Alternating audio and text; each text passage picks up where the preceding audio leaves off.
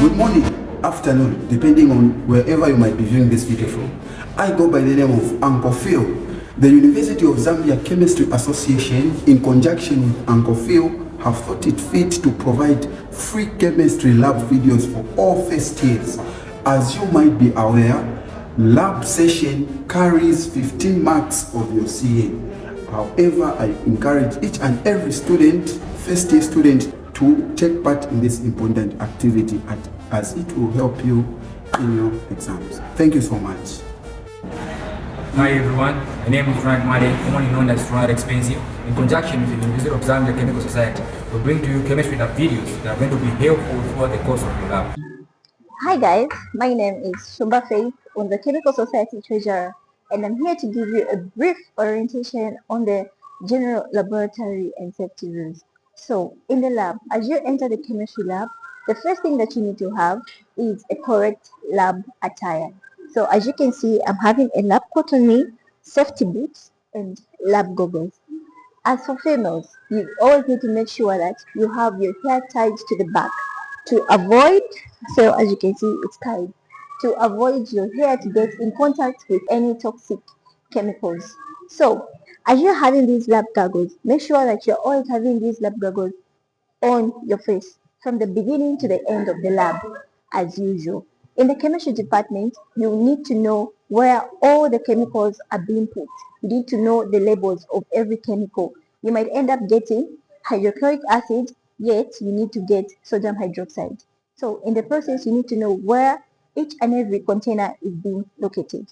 So in the chemistry lab, in case you've been assigned to smell any chemical, you don't have to smell the chemical with your nose right up to it. Instead, you just fan off the smell so that you can feel the vapor out of it. So you do this and the smell will come out. Don't put your nose inside.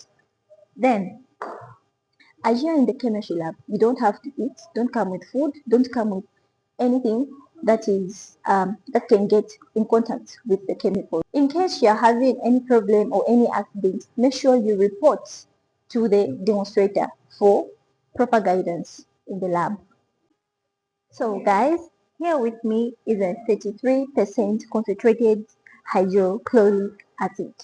So in the lab, you don't add water to the acid.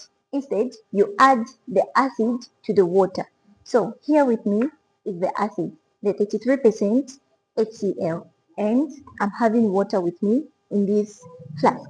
So what I'm going to do, I'm going to slowly add the acid while spreading the water in here. So this is how you do it. So you add the acid slowly in the water. So you need to add the acid to the water and not water to the acid because it's going to explode.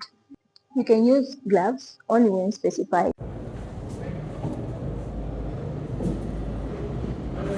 Hi everyone, I'm Tumel Nyamba, Vice President of the UNZA Chemistry Society, and I'm here to give you a brief orientation in the various lab apparatus that you're using in your chemistry labs. So first of all, here we have an electronic balance, which is very essential when it comes to measuring acids. Secondly, we look at the burette. So this is one equipment that is very important for high precision measurements of volumes. We have a funnel, which is very important when it comes to directing liquids into tubes that have small mouths.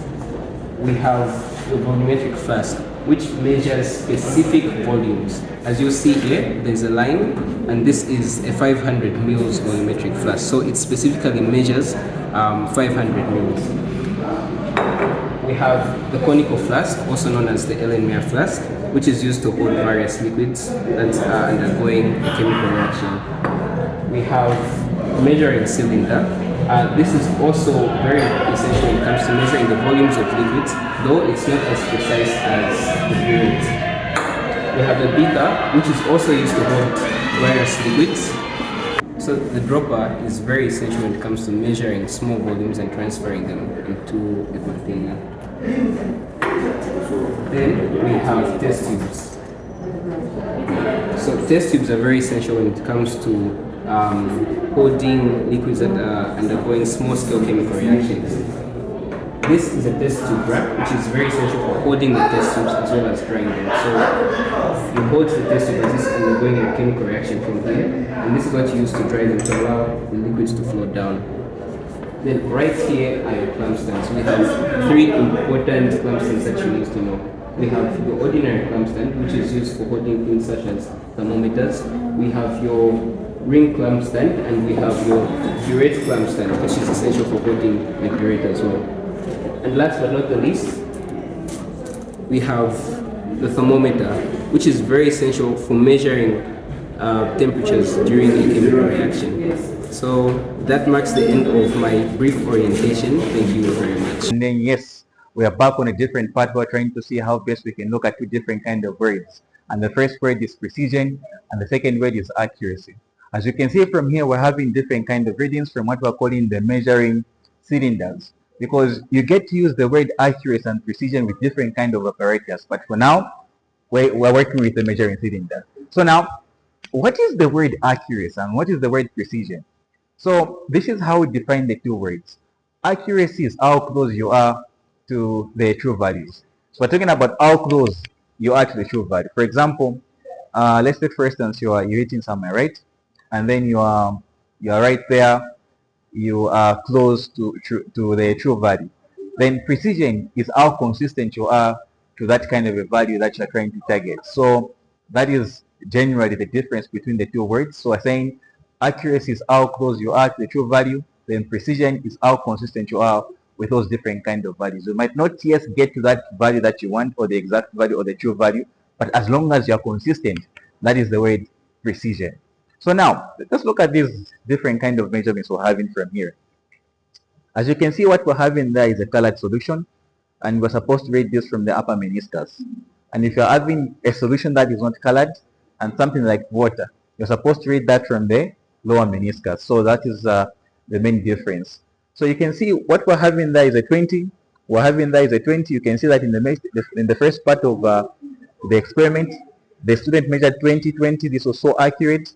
And the second part was a 30. So you can see that if we had too many 30s, another measuring cylinder were the 30, another one were the 30, you can see that they should be very much consistent. Then we would say that is precision, because we define precision is how consistent you are to the true value, or how consistent you are in your values. And accuracy is how close you are to the true value. So please make sure that you know the difference between these two words. It will help you out as you transition from one lab to the next. Thank you so much.